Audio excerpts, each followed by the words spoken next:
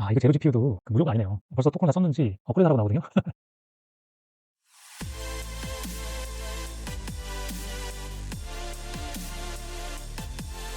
네, 안녕하세요. 코딩하는 토목 엔지니어 돌충입니다.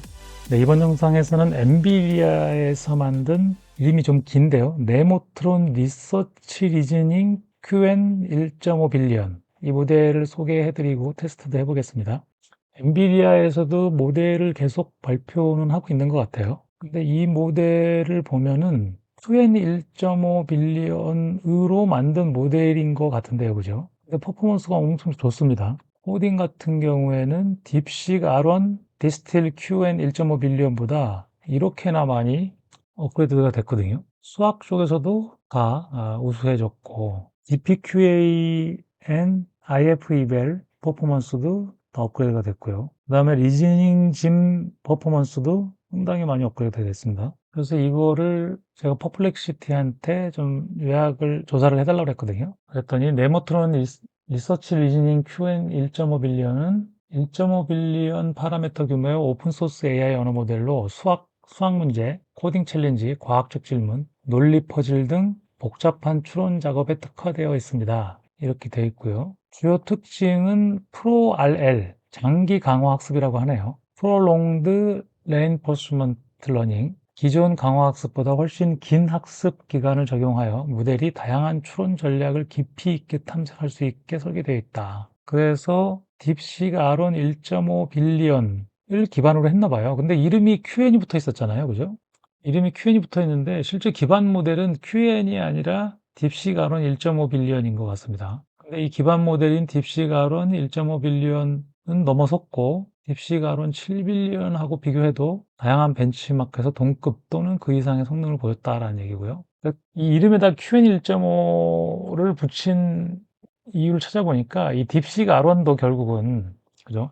딥식 R1도 QN 1.5 빌리언을 가지고 만들었거든요. 그러다 보니까 실제 이 모델이 딥식 R1을 기반으로 하고 있지만 원소스인 QN 1.5 빌리언을 명칭에다 붙인 것 같아요.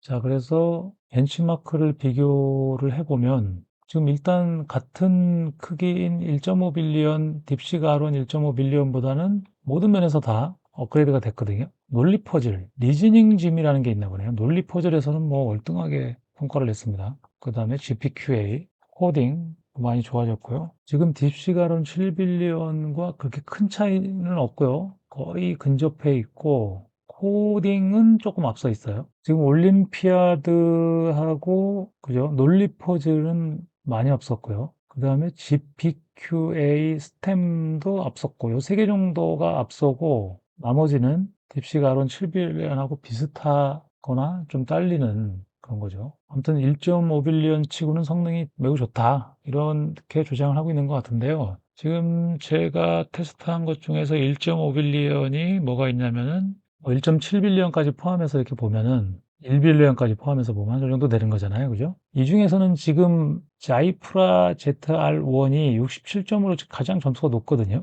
그 다음이 딥코더, 그 다음에 QN3 1.7, 딥식 R1 1.5가 똑같이 42점을 받았고요. 그러니까 일단은 딥식 R1 1.5 빌리언보다 벤치마크에서 높게 나왔다고 하니까 그거를 확인해 보고 그 다음에 자이프라의 ZR1이 지금 1.5 빌리언으로는 가장 높은 점수인데 요 67점을 넘을 수 있는지 그걸 한번 확인해 보도록 하겠습니다. 자, 테스트는 스페이스에 여기 보면은 여기 지금 요 제로 GPU LLM 인퍼런스 요게 있더라고요. 요걸 눌러봤더니 이렇게 인퍼런스를 제공하고 있습니다. 근데 여기가 이 모델만 제공하는 게 아니라 상당히 많은 모델들을 제공을 하더라고요. 네, 퍼플렉시티한테 제로 GPU에 대해서 조사를 해달라고 했습니다. 제로 GPU는 허깅 페이스에서 AI 모델과 데모를 실행할 때 GPU 자원을 효율적으로 할당하고 해제하는 공유 인프라입니다. 기존의 GPU 할당 방식과 달리 제로 GPU는 사용자가 필요할 때만 GPU를 동적으로 할당하고 뭐 이렇게 되어 있네요. 근데 루이기 이 사용자가 지금 이거를 공개한 건데 이게 더 돈이 드는 건데 그 인퍼런스를 제공하고 있습니다. 여기는 지금 제로 GPU LLM 인퍼런스 with 웹 서치라고 되어 있거든요. 그래서 웹 서치를 껐다 켰다 할 수 있는데 웹 서치가 필요 없으니까 저는 끄고요. 그 다음에 맥스 토큰은 좀 키웠고요. 다른 건 건드리지 않고 네, 첫 번째 문제는 A, A, B, A, B, C, A, B, C, D 다음에 올 문자를 예측하라는 문제죠. 상당히 많이 추론을 했고 마지막에 답을 2가 추가된다. 그래서 이렇게 된다라고 했는데 요 앞에 A, B, C, D가 있어야 되죠. 그죠? A, B, C, D, 2가 추가되는 게 맞죠? 그래서 1번 문제는 틀렸습니다. 첫 번째 문제 실패했고요. 이걸 딥식, 네, 시트를 딥식 R1 1.5 빌리언 오픈앱 UI에서 테스트를 했던 요걸 같이 볼 수 있도록 이렇게 배치를 하고 시작하겠습니다. 저희가 테스트를 했을 때는 딥식 R1 1.5 빌리언은 42점을 받았었네요. 5문제를 맞췄었는데 요번에 엔비디아에서 개선한 모델은 어떤 결과를 보일지 한번 테스트를 계속 진행해 보겠습니다. 네, 두 번째 문제입니다. 어떤 수에 5를 더하면 그 수의 2배보다 3이 작습니다. 이 수를 x라고 할 때 x의 값을 구하는 방정식을 세우고 풀어보세요 라는 문제죠. 영어로 리즈닝을 하고 있고요. 제가 한글로 프롬프트를 넣고 있는데 원래 1.5 빌리언 정도 되면은 영어로 문제를 내는 게 성과가 좋긴 할 것 같은데 일단 한글로 진행을 해 보겠습니다. 제가 맥스 토큰을 조절을 안 하고 해가지고요. 토큰이 꽤 많이 듭니다. 고민을 거의 끝낸 것 같은데요. 그래서 답은 8이라고 대답을 했습니다. 요 밑에는 리즈닝한 결과를 주는 건가요? 프롬프트 프리뷰라는 게 있나요? 네, 두 번째 문제는 성공했고요. 다음 세 번째 문제입니다. 이거 제로 GPU도 무료가 아니네요. 벌써 토큰을 다 썼는지 업그레이드 하라고 나오거든요. 한 달에 9달러. 다 채웠습니다.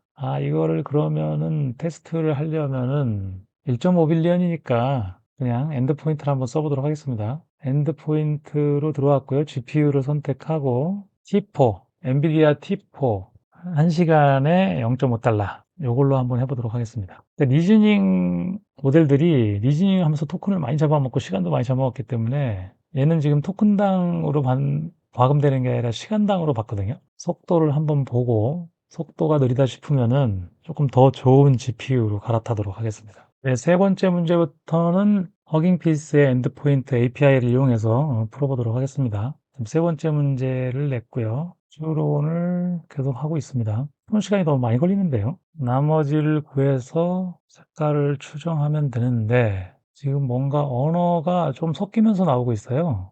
싱크를 끝냈네요. 싱크를 끝내고 파랑. 최종 답으로 파랑이라고 대답을 했습니다. 근데 뭔가 앞에서 좀 왔다 갔다 하고 뭐 이런 게 있네요. 그죠?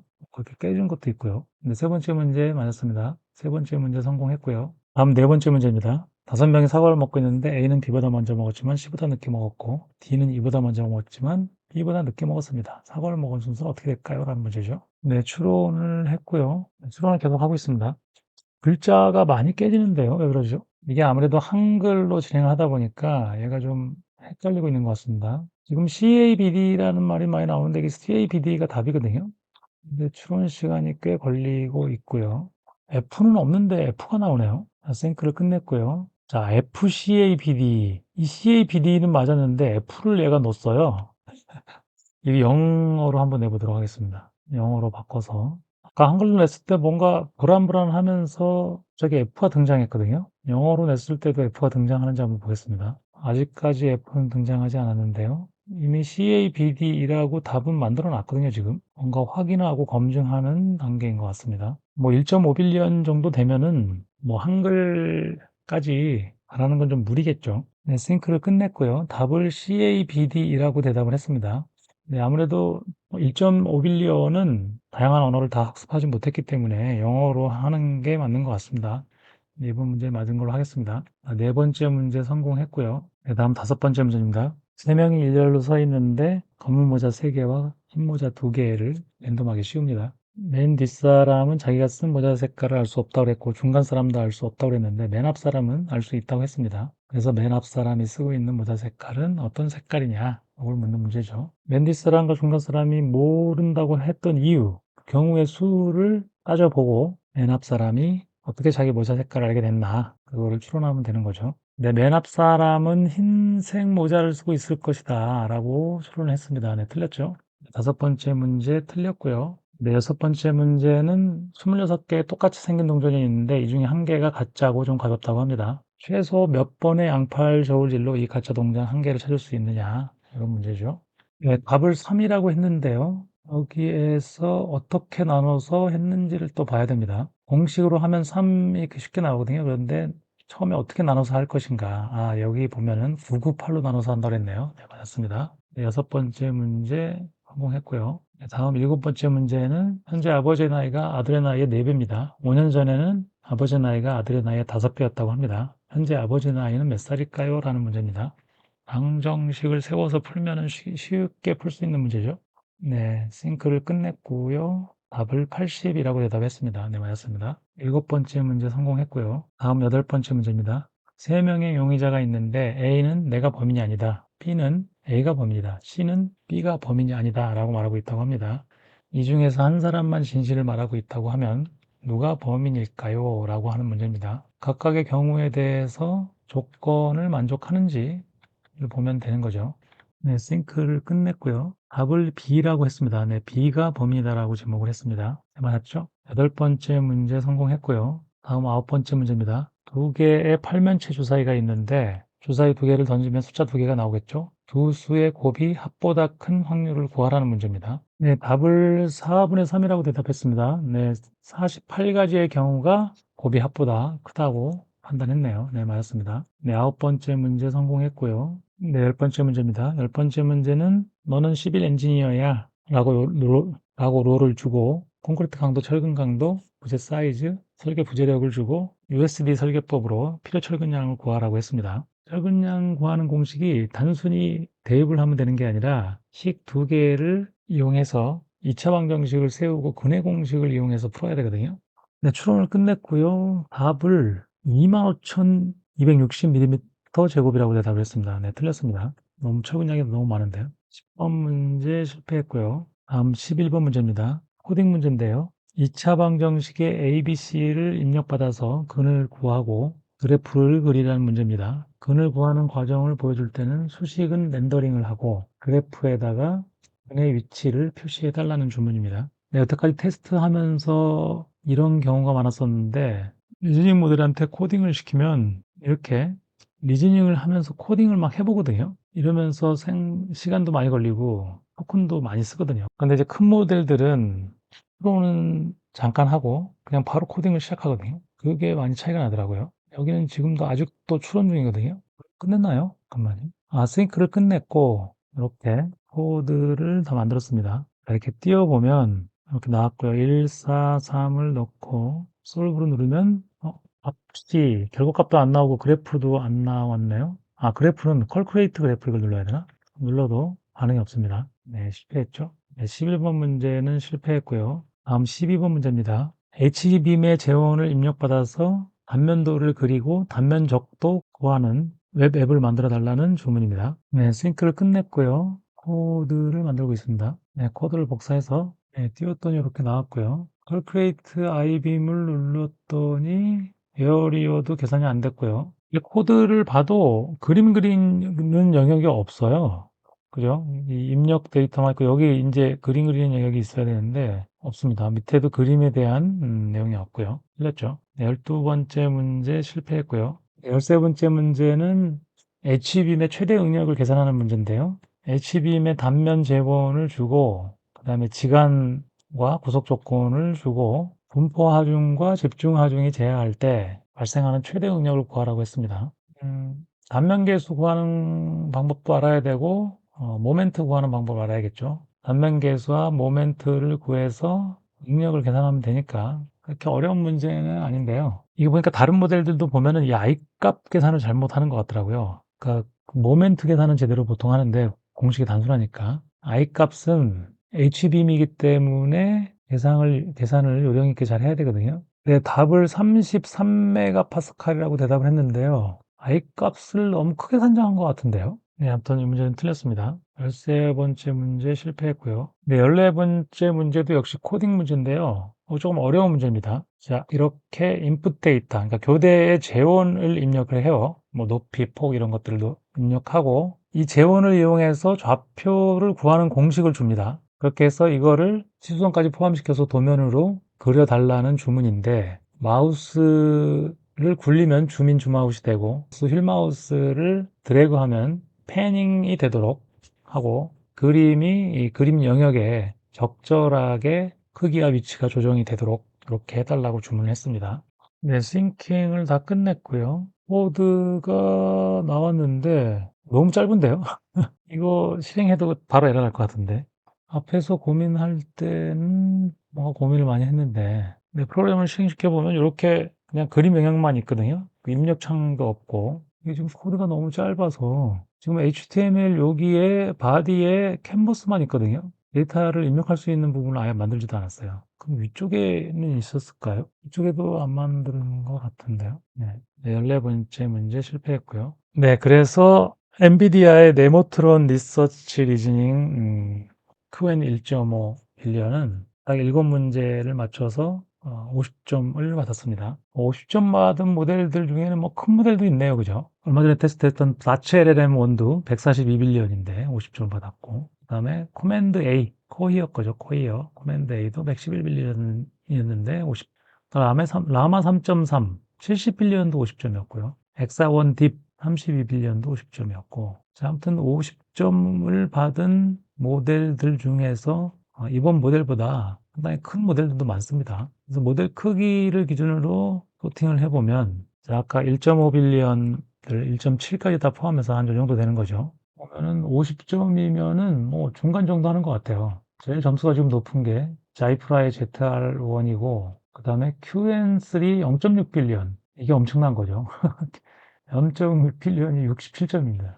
아마 이게 제일 작으면서도 점수를 많이 받은 모델이 아닐까 싶고요. 제가 인덱스를 만들었는데 이게 111, 100을 넘었죠. 1빌리언당 점수인데 0.6빌리언에 67점을 받았기 때문에 1빌리언당 111점을 받은 거죠. 자, 아무튼 1.5빌리언이면은 로컬에서도 뭐 돌리기 좋은데 67점, 50점 정도 나오면 일반적인 거는 쓸 수가 있는데 이 코딩에서 좀 점수가 안 좋게 나왔고요. 아, 이거를 저기를 바꿔야겠네요. 이게 허깅 페이스 데모로 하다가 리밋에 걸려서 사실상 허깅 페이스 API를 했죠. 엔드포인트 API. 네, 결론적으로 네모트론 리서치 리즈닝 QN 1.5빌리언 엔비디아에서 만든 이 모델은 뭐 나름 1.5빌리언 중에서는 그래도 상위권에 속하는 점수를 받았다고 볼 수 있겠습니다. 아무튼 빅테크 기업들을 포함해서 대부분의 인공지능을 좀 한다는 기업들은 이 어느 정도 크기의 모델을 가지고 승부할 것인가 이 선택하는 데 고민이 많이 될 것 같아요.